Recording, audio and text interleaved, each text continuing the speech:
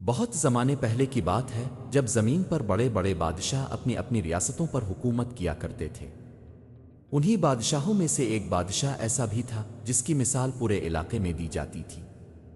اس کی آنکھوں میں سختی تھی، بات کرنے کا انداز دبنگ تھا، لیکن دل کے اندر نہایت نرمی اور شفقت بھری ہوئی تھی۔ اس کے چہرے پر روب ایسا تھا کہ بڑے بڑے دشمن بھی کانپتے تھے، مگر رعایا کے سامنے جب وہ آتا تو لوگ اس پر جان نچھاور کرتے۔ بادشاہ اپنے تخت پر بیٹھ کر کبھی غرور نہ کرتا تھا۔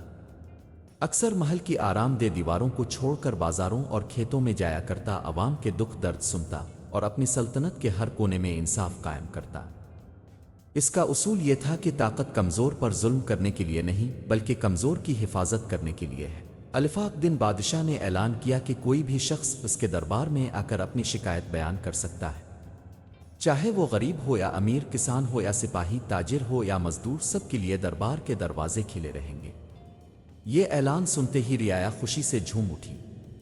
ریاست کے باسی جان گئے کہ ان کا بادشاہ صرف نام کا نہیں بلکہ حقیقت میں ان کا خیر خواہ ہے۔ بادشاہ نے اپنی سلطنت کے چاروں طرف نہریں کھدوائیں تاکہ کسانوں کو فصل آگانی میں آسانی ہو۔ اس نے بازاروں میں ناپ تول کے لیے سچے پیمانے رکھوائے تاکہ کوئی کسی کو دھوکہ نہ دے سکے۔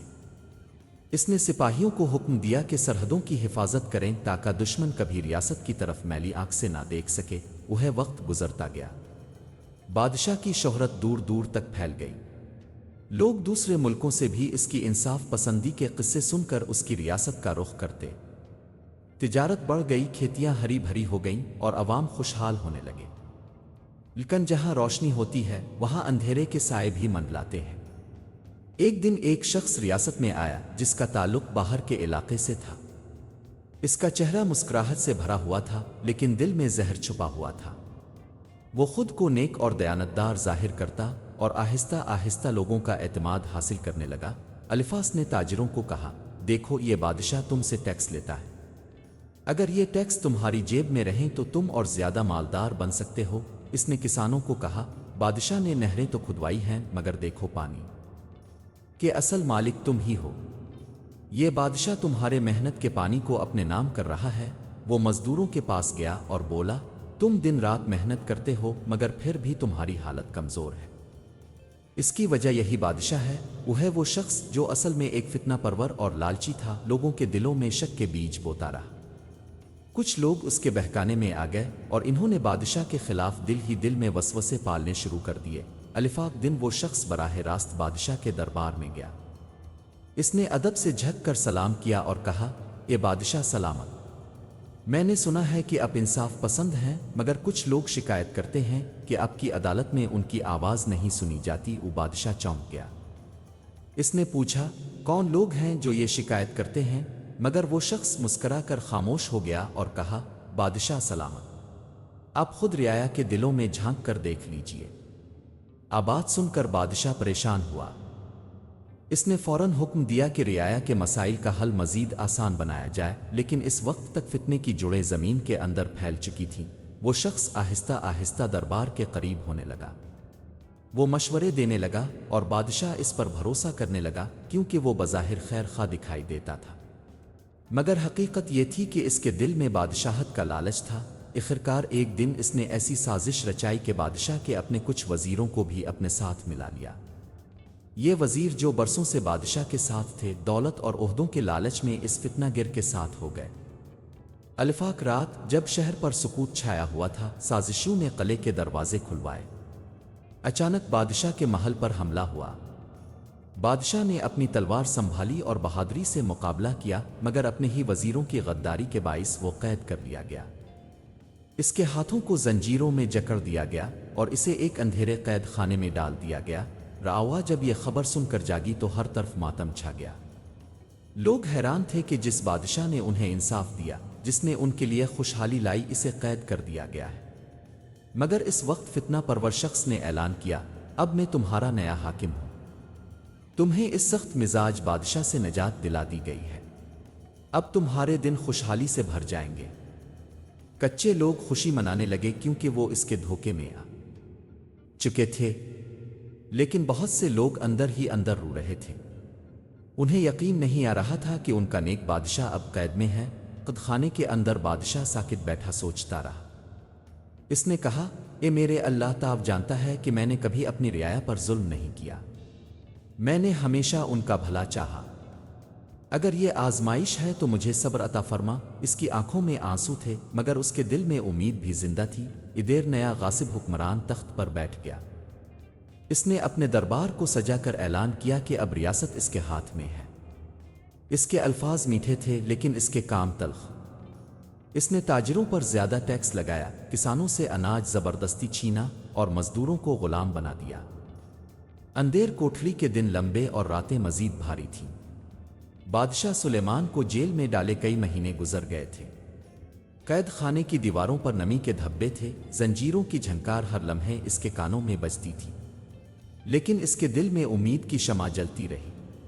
وہ رات کو سجدے میں گر کر روتا اور کہتا، اے پروردگار، میں نے اپنی رعایا کے لیے عدل قائم کیا، کبھی کسی کا حق نہ مارا۔ اگر یہ تیری آزمائش ہے تو میں صبر کروں گا، لیکن اگر یہ ظالم کی چال ہے تو میری عوام کو حق دکھا دے۔ ادھر محل میں وزیر شاب نے اپنی حکومت قائم کر لی تھی۔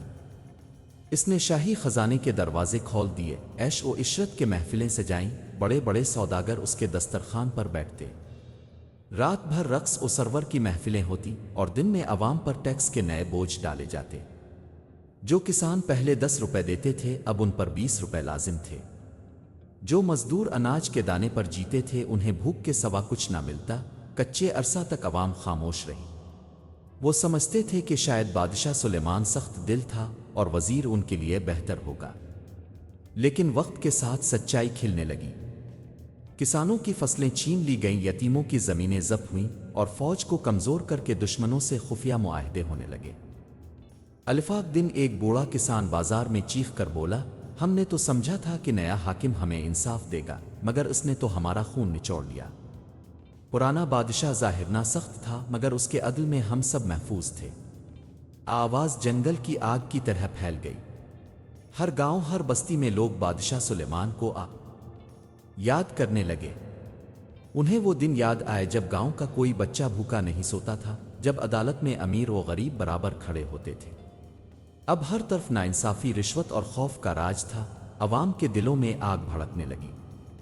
گاؤں گاؤں میں خفیہ محفلیں ہونے لگیں۔